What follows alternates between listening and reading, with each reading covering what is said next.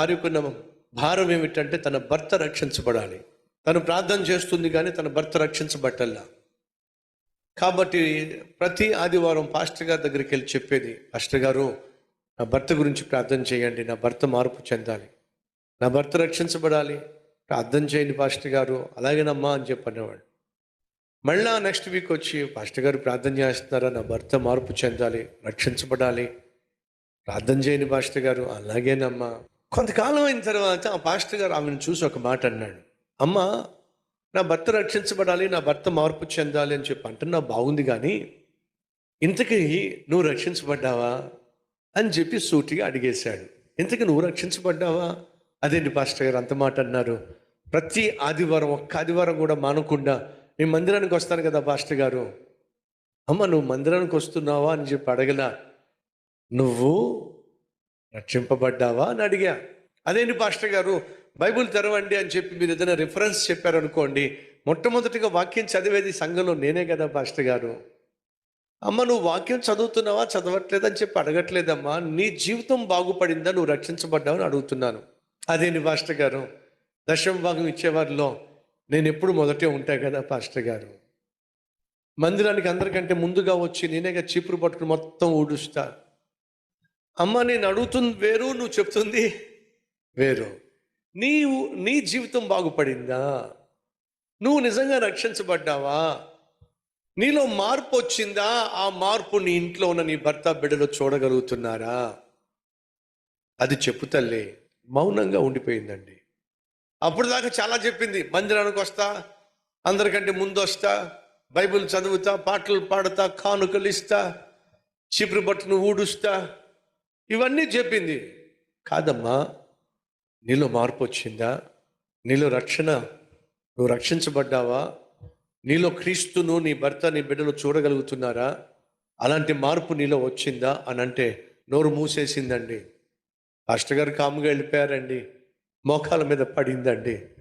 ప్రభువా, రక్షణ అంటే బాప్తిజం తీసుకోవడం అనుకున్నా, రక్షణ అంటే మందిరానికి క్రమంగా వెళ్ళడం అనుకున్నా, బైబిల్ చదవటం అనుకున్నా, నిన్ను నా ఇంట్లో వాళ్లకు క్రియల్లో చూపించటము అనే వాస్తవాన్ని గుర్తించలేకపోయా. పాస్టర్ గారు అడిగారు, అమ్మా నీలో నీ కుటుంబ సభ్యులు యేసయ్యను చూడగలుగుతున్నారా, ఆత్మీయతను చూడగలుగుతున్నారా అనే ప్రశ్నకు నా దగ్గర సమాధానం లేదు ప్రభువా, నన్ను క్షమించయ్యా, నన్ను రక్షించయ్యా, నా మనస్సును మార్చయ్యా, నీ మనస్సు నాకు దయచేయ్యా ప్రార్థన చేసింది. ఈమె మందిరం నుంచి ఇంటికి వెళ్ళేసరికి భర్త చేయాల్సిన పని ఏంటో తెలుసా అండి? ఈ పాపం ముందు మందిరానికి వెళ్ళిపోద్ది, మొత్తం ఊడి చేస్తే, బైబిల్ చదివిద్ది, పాటలు పాడుతుంది, ఇదంతా చేసి పాపం అలసిపోయి ఇంటికి వస్తాయి కదా. ఇంటికి వచ్చిన వెంటనే భర్త ఏం చేయాలంటే ఆమె కోసం కాఫీ కలిపి ఫ్లాస్కోలో పోసి ఆ ఫ్లాస్క్ అక్కడ పెట్టాలి, పక్కన కప్పు సాసన పెట్టాలి. పాపం అది ఇంట్లో భర్త చేయాల్సిన పని. ఆ రోజు పేపర్ చూస్తూనో లేక టీవీ చూస్తూనో పాపం కాఫీని పెట్టలేకపోయాడు. టైం చూసుకుంటూ ఇంకొక 5 నిమిషాల్లో భార్య వచ్చేస్తుంది. పొరపాటున కాఫీ అక్కడ పెట్టకపోయినా, ఫ్లాస్క్ అక్కడ పెట్టకపోయినా టాప్లో ఇచ్చిపోతాయి. కాబట్టి గబగబా వంటగదిలోకి వెళ్ళాడు, గబగబా పాలు కాసేసాడు, గబగబా కాఫీ పెట్టేశాడు. ఆ కాఫీ గిన్నెలో నుంచి ఫ్లాస్క్లో కాఫీ పోస్తా ఉన్నాడు. తలుపులు తెరుచుకున్నాయి. ఇప్పుడు ఎవరు వచ్చారు లోపలికి? భార్య వచ్చింది. ఎప్పుడైతే భార్య వచ్చింది, ఇంకా ఫ్లాస్క్లో కాఫీ పోయలేదని గ్రహించాడో వణికిపోయి ఆ గిన్నె వదిలేశాడండి. ఆ గిన్నె పడిపోయింది, ఫ్లాస్క్ కింద పడిపోయింది. భార్య గబగబా వచ్చి ఏమందో తెలుసా అండి, ఏమండి అసలు మీరు వంటగదికి ఎందుకు వచ్చారండి? కాఫీ పెట్టాల్సిన అవసరం మీకు ఏముందండి? కాఫీ పెట్టాల్సింది నేను, వంటగదిలో పని చేయాల్సింది నేను. మీరు వెళ్ళి చక్కగా సోఫాలో కూర్చోండి, ఇంకెప్పుడు వంటగది జోలికి రావడానికి వీల్లేదు. మీకేం కావాలో చెప్పండి, నేను తీసుకొచ్చి కాఫీ పెడతాను, నేను తీసుకొచ్చి టీ ఇస్తాను, ఒకవేళ ఏదైనా మజ్జిగ కావాలంటే మజ్జిగ ఇస్తాను. చూడండి, ఇక మీదట మీరు వంటగది రావడానికి వీల్లేదు.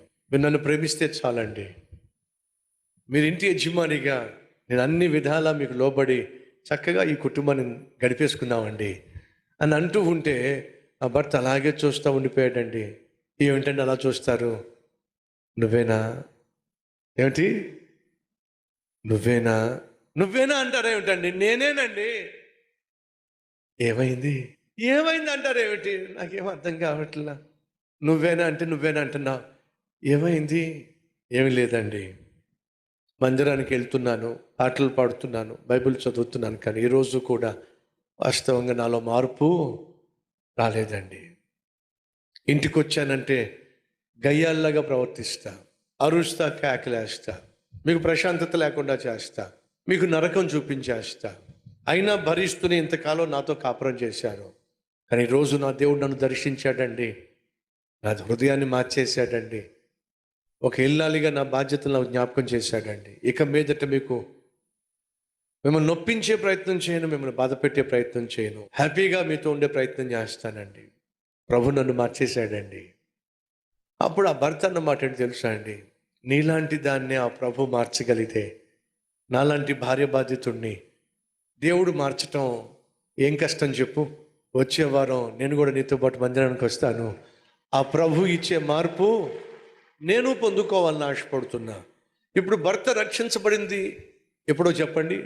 భార్యలో రక్షకుణ్ణి చూసినప్పుడు. సహోదరుడు సహోదరి, ఈరోజు నీ భర్త మందిరానికి రాకపోయినా, ఈరోజు నీ భార్య మందిరానికి రాకపోయినా, ఈరోజు నీ బిడ్డలు మందిరానికి రాకపోయినా, బహుశా నీలో ఉన్న లోపాన్ని బట్టేనేమో ఒక్కసారి ఆలోచించండి.